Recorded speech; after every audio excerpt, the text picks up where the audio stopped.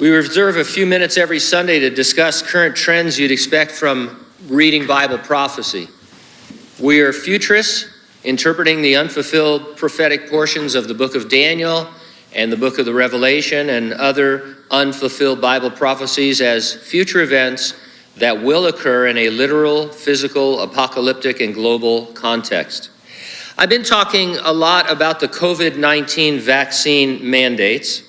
Now, I'm not talking about whether you ought to be vaccinated or not. I'm not talking about whether vaccination should be mandated or not. I'm not suggesting anything that is partisan towards any political party or position. We all have our opinions. Our approach here at Calvary is to let you make up your own mind about those kinds of things because we think you're smart and that you can do it. And so we're not taking a position. We're trying to see how this talks about Bible prophecy.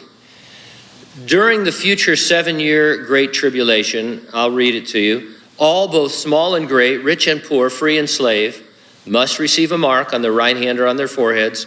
No one may buy or sell except the one who has the mark or the name of the beast or the number of his name. And so that's the thing I want to center on, is that no one will be able to buy or sell. There'll be a restriction on your activities. Citizens in the future Great Tribulation will be mandated to participate in a system by which they must produce proof of compliance in order to be allowed to work or shop or dine or to attend entertainment. Without that proof, their livelihood and their lifestyles will be punished and restricted. And so what's happening today is that global citizens are being mandated to participate in a system by which they must produce proof of compliance in order to be allowed to work or shop or dine or attend entertainment. And without that proof, in the form of some kind of vaccine passport, your livelihood and your lifestyle will be restricted. I mean, just as a fact, a lot of employers are requiring proof, and a lot of establishments are as well, proof of vaccination. It's even scarier because our leaders at all levels of government, federal, state, and local, are starting to sound really authoritarian about this. President Biden, the leader of the free world, citing the unvaccinated, said, "They're killing people." I mean, look, the only pandemic we have is among the unvaccinated, and they're killing people. Dr. Anthony Fauci, chief medical advisor to President Biden, said that Americans who remain unvaccinated against the coronavirus are propagating the latest outbreak of cases of the highly contagious Delta variant. We've really got to get these people to change their minds, make it easy for them, convince them, do something to get them to be vaccinated, because they are the ones that are propagating this outbreak. Pam Keith, a former nominee for a Florida congressional seat, thinks the government should suspend benefits to unvaccinated people.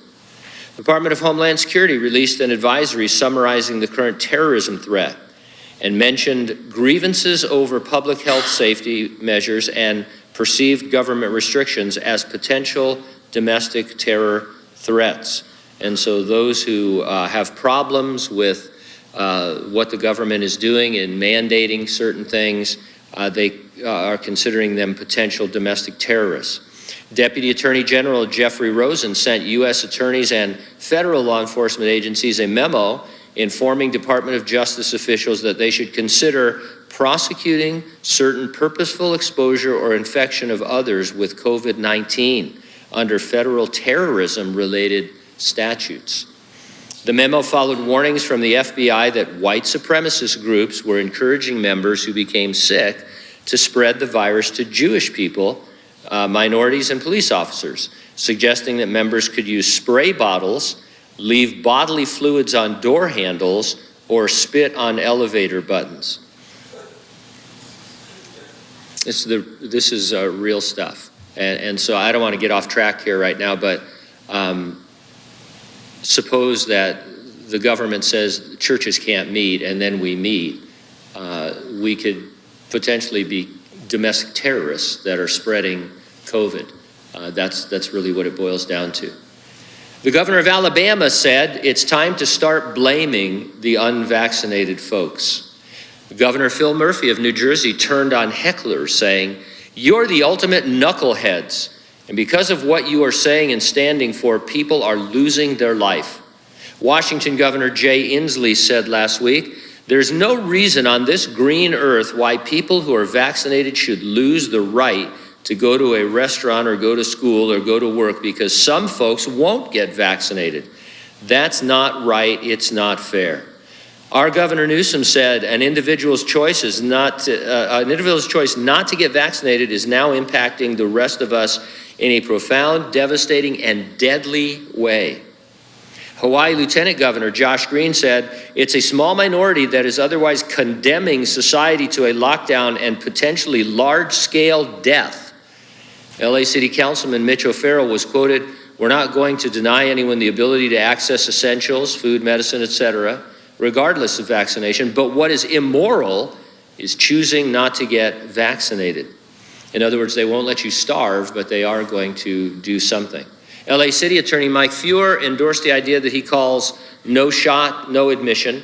He said those who reject that responsibility should temporarily lose some of society's privileges until their reckless behavior no longer endangers the rest of us.